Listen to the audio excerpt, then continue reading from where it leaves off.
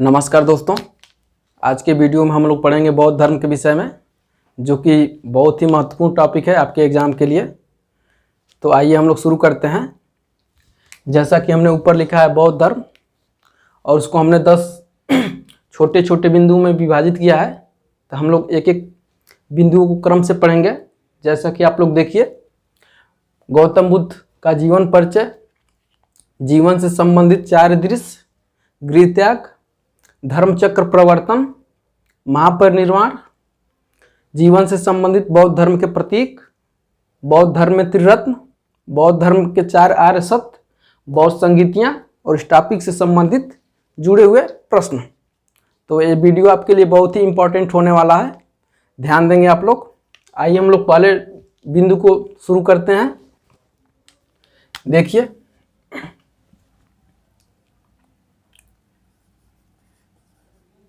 जन्म 563 ईसा पूर्व,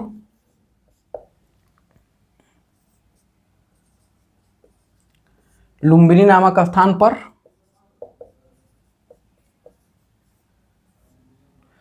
जो कि नेपाल में है।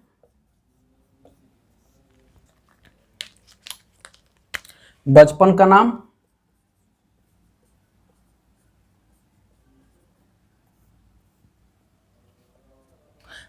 का नाम सिद्धार्थ।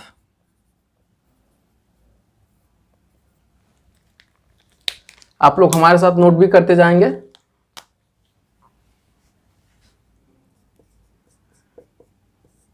पिता, इनके पिता का नाम सुद्धोधन, जो कि शाक्य राज्य के प्रधान थे। शाक्य गणराज्य के प्रधान। माता महामाया, जो कोली गणराज्य की कन्या थी। कोली गणराज्य की कन्या। पालन पोषण,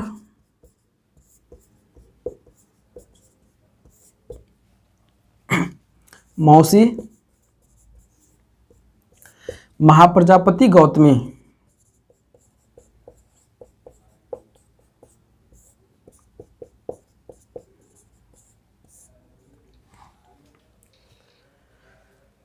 जन्म के 1 सप्ताह बाद इनके माता के देहांत हो गया, जिससे इनका पालन पोषण इनके मौसी महाप्रजापति गौतमी के द्वारा किया गया। पत्नी यशोधरा, जो कि शाक्य कुल की कन्या थी।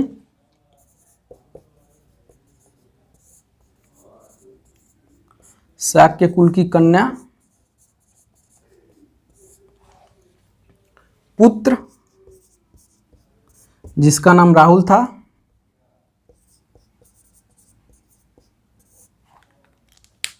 आप लोग इतना नोट करिए मित्रों, तब हम आगे बढ़ते हैं इस टॉपिक पर।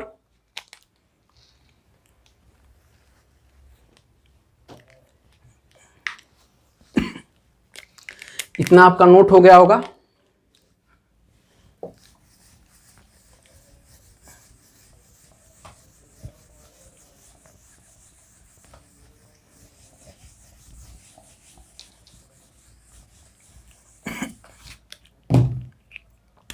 यहां देखिए,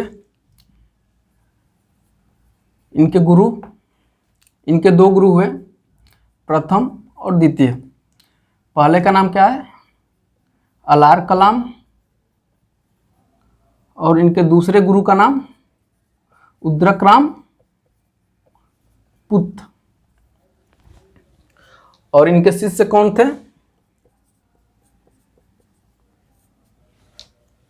आनंद, उपाली, सारिपुत्त।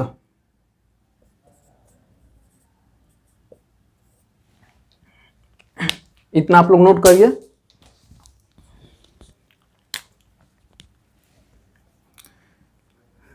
इनका सारथी चन्ना या छन्ना। इनके घोड़े का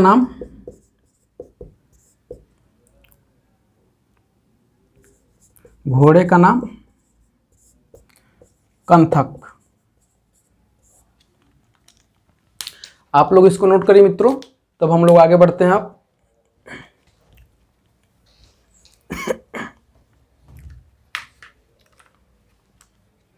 इनके दो गुरु हुए थे, एक अलार कलाम और एक उदक रामपुत्र। इनके बारे में हम आगे डिटेल से चर्चा करेंगे। यहाँ पे मिटा रहे हैं हम और आगे बढ़ रहे हैं।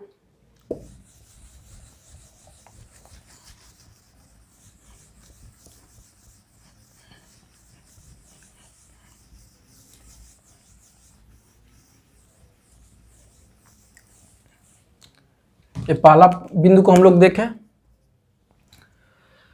इसके बाद से हमारा दूसरा बिंदु है जीवन से संबंधित 4 दृश्य। तो देखिए, पहला जर्जर, दूसरा जरा, तीसरा मरण और चौथा सन्यासी। इसका मतलब क्या होता है? जर्जर का मतलब एक वृद्ध व्यक्ति या वृद्ध आदमी। जरा का मतलब एक व्याधिग्रस्त आदमी।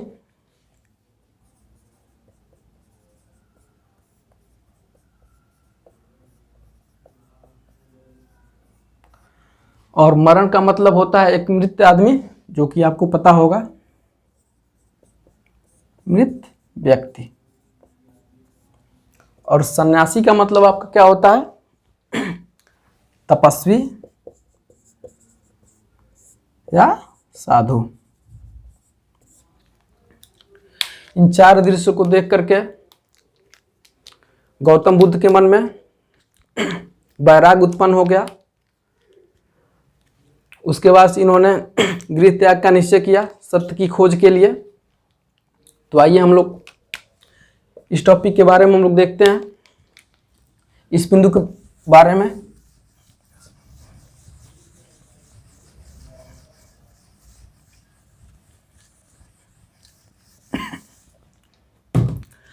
जब इन्होंने गृह त्याग किया तो बौद्ध धर्म के इतिहास में इसको महाभिनिष्क्रमण कहा गया। क्या कहा गया?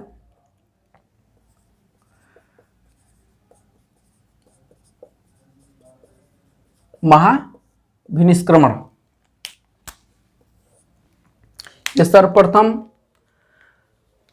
अनूपी आम्र उद्यान में ठहरे। कुछ समय पश्चात अपने प्रथम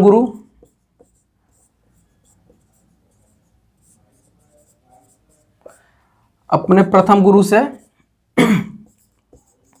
वैशाली के समीप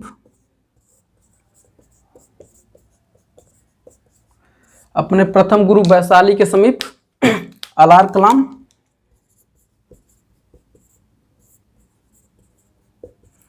और अलार कलाम से सांख्य दर्शन की शिक्षा ली।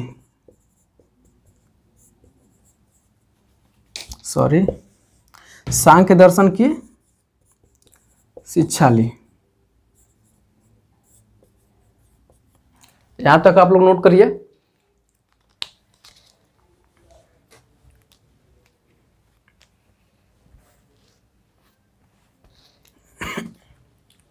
आगे बढ़ते हैं।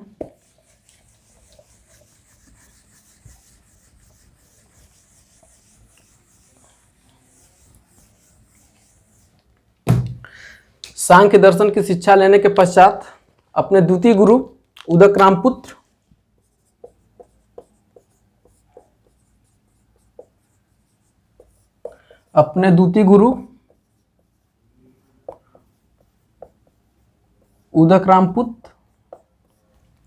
उदक रामपुत्र से राजगृह में मिले और इनसे नैव संज्ञान और संज्ञायतन की शिक्षा लिए।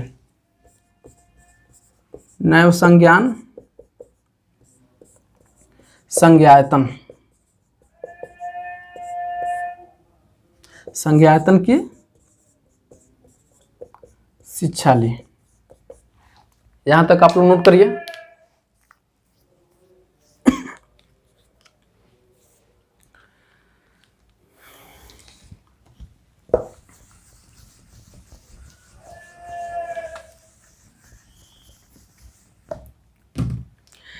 निरंजना नदी के तट पर एक पीपल वृक्ष के नीचे 6 वर्ष कठिन तपस्या के बाद इनको ज्ञान की प्राप्ति हुई, जिसे अपना प्रथम धर्म उपदेश अपने दोनों गुरुओं को देना चाहें।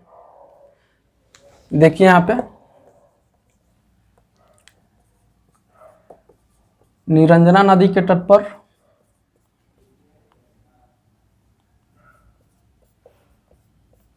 निरंजना नदी के तट पर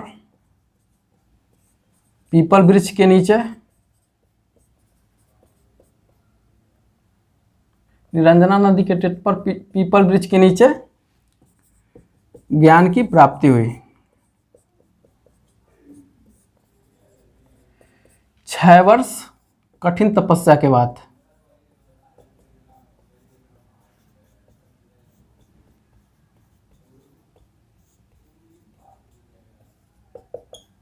आप लोग मेरे साथ नोट करते रहिएगा, तब हम लोग आगे बढ़ेंगे। इतना आप लोग नोट कर लीजिए। किस वृक्ष के नीचे? पीपल वृक्ष के नीचे। किस नदी पर? नदी के तट पर, निरंजना नदी के तट पर। जब इनको ज्ञान की प्राप्ति हुई तो यह अपना प्रथम धर्मोपदेश अपने दोनों गुरु अलार कलाम और उदक रामपुत को देना चाहें। प्रथम धर्मोपदेश देने से पहले ही इनके दोनों गुरुओं की मृत्यु हो चुकी थी। उसके बाद से सारनाथ चले गए। आगे बढ़ते हैं, आप लोग नोट कर लीजिएगा।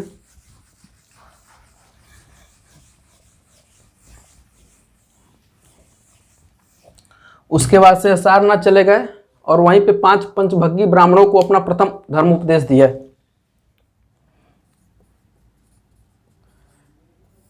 सारनाथ में अपना प्रथम धर्मोपदेश सारनाथ में अपना प्रथम धर्मोपदेश 5 पंचभग्गी ब्राह्मणों को दिए। जब इन्होंने अपना प्रथम धर्मोपदेश 5 पंचभग्गी ब्राह्मणों को दिया तो उसे बौद्ध धर्म के इतिहास में धर्म चक्र प्रवर्तन के नाम से जाना गया। धर्म चक्र प्रवर्तन के नाम से जाना गया। वह 5 पंचभग्गी ब्राह्मण कौन थे, हम उनके बारे में भी जानेंगे। इतना नोट करिए, उसके बाद हम उनका भी नाम बताते हैं आपको।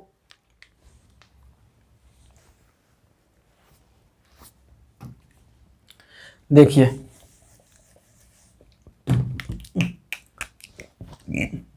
सारनाथ का नाम वाराणसी भी मिलता है, मृगदाव भी मिलेगा, हृदयवन भी मिलता है। तो ऑप्शन में जो रहेगा एक, उसे आप लगा देंगे। देखिए,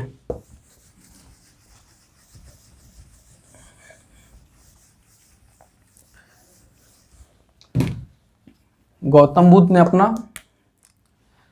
वे कौन से ब्राह्मण थे जिनको अपना प्रथम धर्मोपदेश दिए थे? देखिए, पहला, दूसरा, तीसरा, चौथा और 5वां।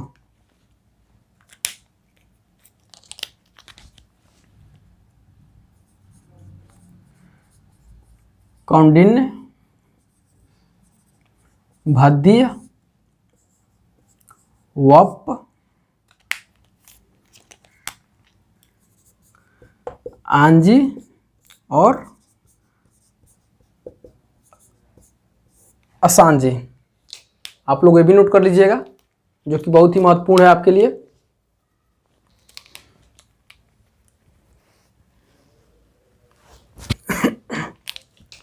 इसको मिटाते हैं और आगे बढ़ते हैं।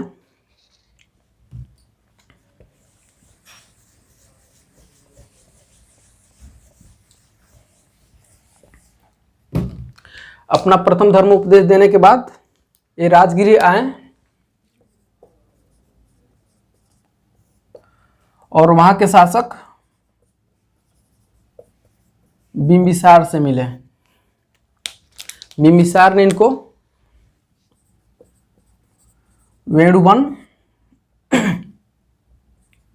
वेणुवन बिहार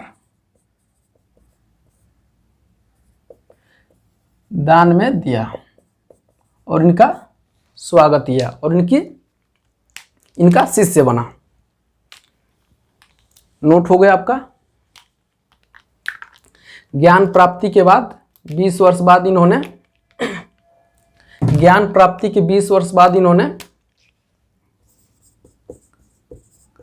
कौशल महाजनपद की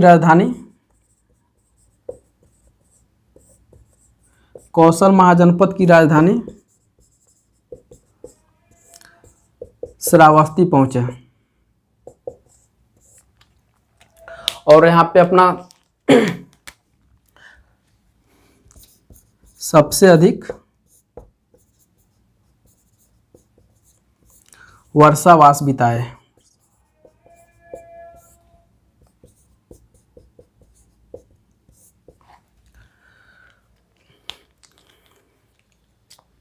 ज्ञान प्राप्ति के 20 वर्ष बाद कौशल की राजधानी श्रावस्ती पहुंचे और अपने जीवन का सबसे अधिक वर्षावास बिताए और यहीं पे और श्रावस्ती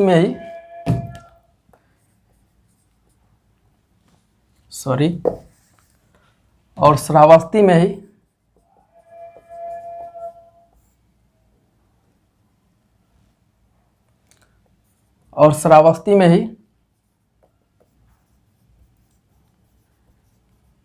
सबसे अधिक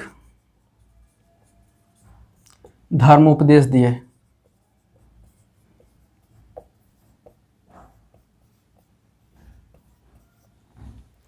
ठीक है, आप लोग नोट कर लीजिए इसको भी।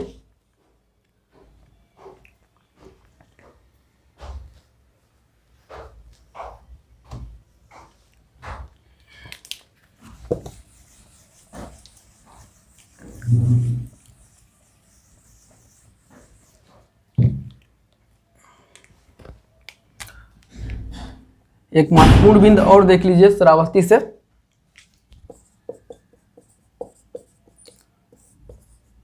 श्रावस्ती में ही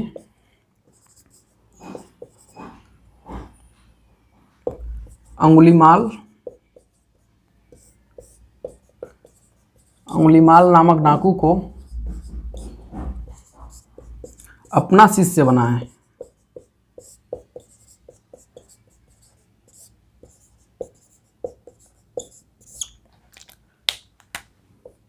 आप लोग ये भी नोट कर लीजिएगा, क्वेश्चन आपसे पूछेगा कि किस जगह अंगुलीमाल नामक डाकू को गौतम बुद्ध ने अपना शिष्य बनाए, तो ऑप्शन में आपको मिल जाएगा श्रावस्ती, राजगिरी, वैशाली, सारनाथ।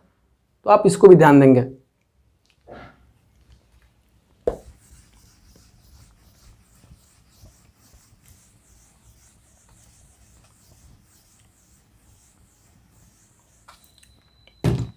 अगर आपके एग्जाम में पूछता है प्रश्न कि महात्मा बुद्ध सबसे ज़्यादा वर्षावास कहाँ बिताए थे, तो आप लोग ध्यान देंगे सारा वस्तु। ठीक है, ये देखिएगा, सहस हो जाएगा आपका श्रावस्ती, रास हो जाएगा आपका राजगिरी, वश हो जाएगा आपका वैशाली और वस्तु से हो जाएगा आपका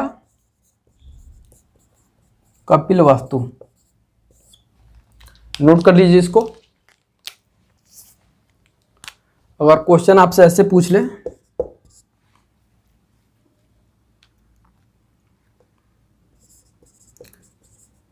महात्मा बुद्ध ने अपना सर्वाधिक वर्षावास कहाँ बिताएं? और ऑप्शन आपको मिल जाए ए, बी, सी और डी।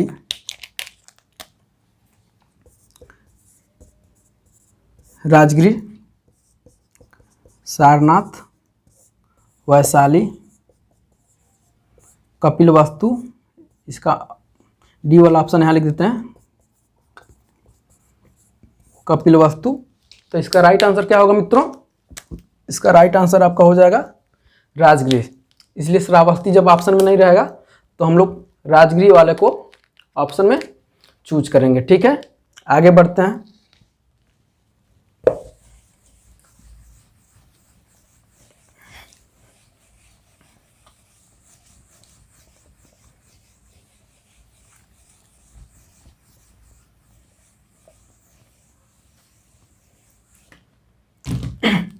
आते हैं इस बिंदु को देखते हैं, बिंदु नंबर 5 को, महापरिनिर्वाण। तो अपने शिष्य चुंद के देखिएगा हैं आप, अपने शिष्य चुंद के कहने पर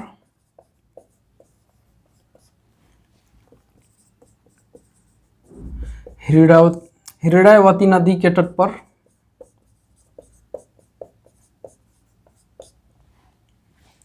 अपने शिष्य, यहाँ पे लिख देते हैं, चुंद के कहने पर हृदयवती नदी के तट पर रुके और यहीं पे शुकरमत फल खाने के वजह से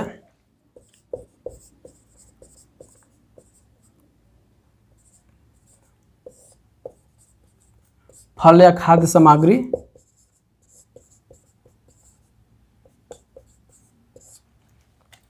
खाने के वजह से रक्ततिसार हो जाने के कारण यहीं पे इनकी मृत्यु हो गई। रक्ततिसार हो जाने के कारण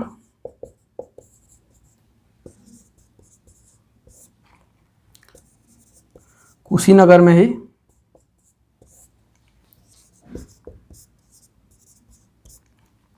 (483 ईसा पूर्व) 80 वर्ष की अवस्था में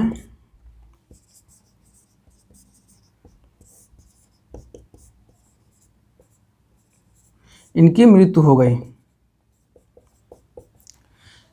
जिसे बौद्ध धर्म के इतिहास में महापरिनिर्वाण के नाम से जाना गया। आप लोग इसको नोट कर लीजिएगा, ऊपर से मिटा रहे हैं हम।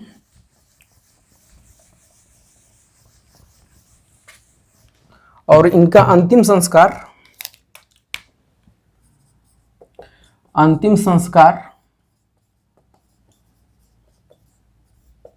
कुशीनगर के,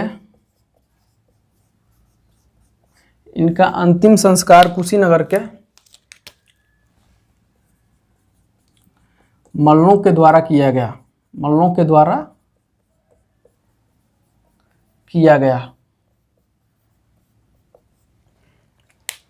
आप लोग इतना नोट करिए। उसके बाद हम अगले बिंदु को देखेंगे।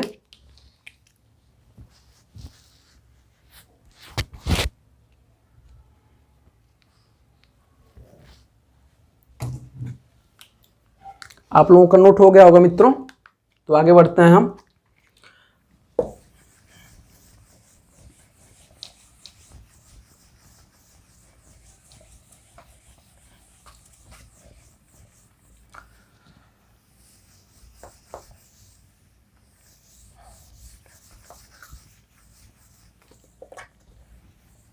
आप लोगों का नोट हो गया होगा। देखिए, छठे पॉइंट को हम लोग देखते हैं, जीवन से संबंधित बौद्ध धर्म के प्रतीक।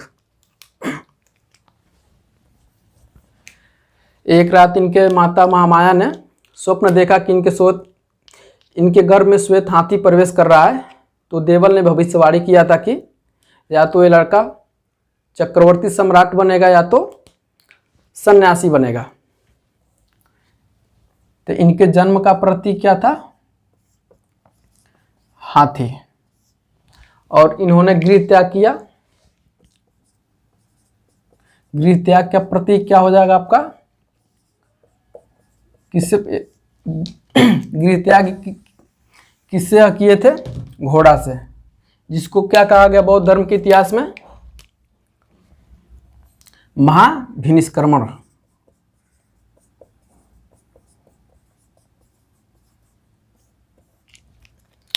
प्रथम धर्मोपदेश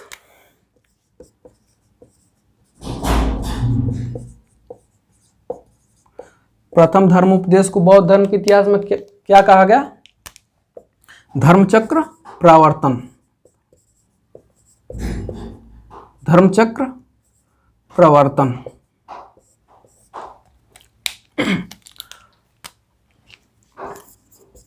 और इनका जब मृत्यु हुआ था तो क्या हुआ? 8 जगह पे स्तूप बनाए गए थे। तो उसका प्रतीक हो जाएगा स्तूप। यहां तक आप लोग नोट कर लिए। तो आगे हम लोग बढ़ते हैं। उसके बाद देखिए पॉइंट नंबर 7 को।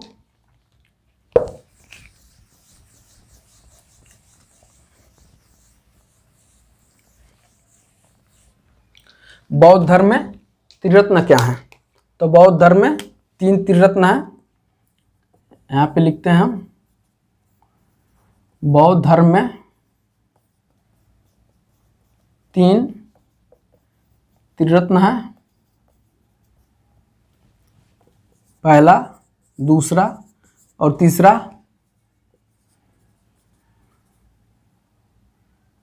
बुद्धम,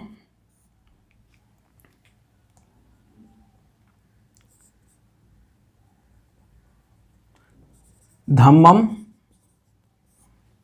और तीसरा संघम। आप लोग ये भी नोट कर लीजिएगा। उसके बाद से हम लोग पॉइंट नंबर 8 को देखेंगे। यहाँ पे बौद्ध धर्म में 4 आर्य सत्य जो हैं,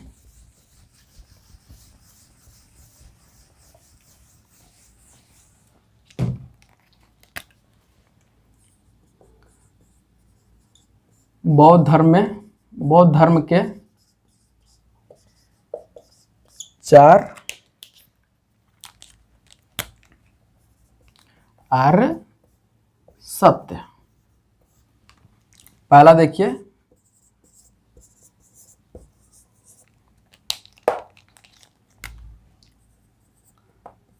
पहला क्या है? दुख निरोध,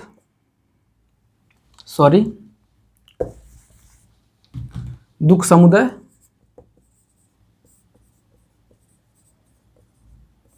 तीसरा क्या है? दुख निरोध, और चौथा दुख निरोध गामिनी प्रतिपदा।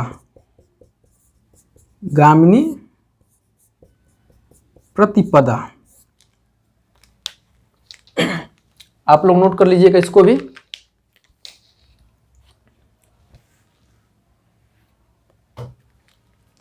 उसके बाद देखिए बौद्ध संगीतियां। तो 4 बौद्ध संगीतियां हुई थी। पहला अजातशत्रु के समय, दूसरा कालाशोक के समय, और तीसरा अशोक के समय, और चौथा कनिष्क के समय। और पहले का स्थान क्या था? राजगृह। दूसरे का क्या स्थान था? वैशाली। और तीसरा जो बौद्ध संगीति कहाँ पे हुई थी? पाटलिपुत्र में। और चौथा बौद्ध संगीति कश्मीर के कुंडलवन में। और प्रथम बौद्ध संगीति के अध्यक्ष महाकश्यप, और द्वितीय बौद्ध संगीति के अध्यक्ष सर्वकामिन, और तृतीय बौद्ध संगीति के अध्यक्ष मुगल पुत्तिस्त, और चौथे बौद्ध संगीति के अध्यक्ष वसुदेव, और उसके उपाध्यक्ष अश्वघोष। तो इसके लिए हम अलग से एक वीडियो बना रखे हैं, आप लोग उसको जा करके देख लीजिएगा। इसके बाद हमारा लास्ट पॉइंट आता है इस टॉपिक से संबंधित प्रश्न। तो उसको हम लोग अगले वीडियो में कवर करेंगे। आज के लिए इस वीडियो में इतना ही, मिलते हैं नेक्स्ट वीडियो में, तब तक के लिए थैंक यू।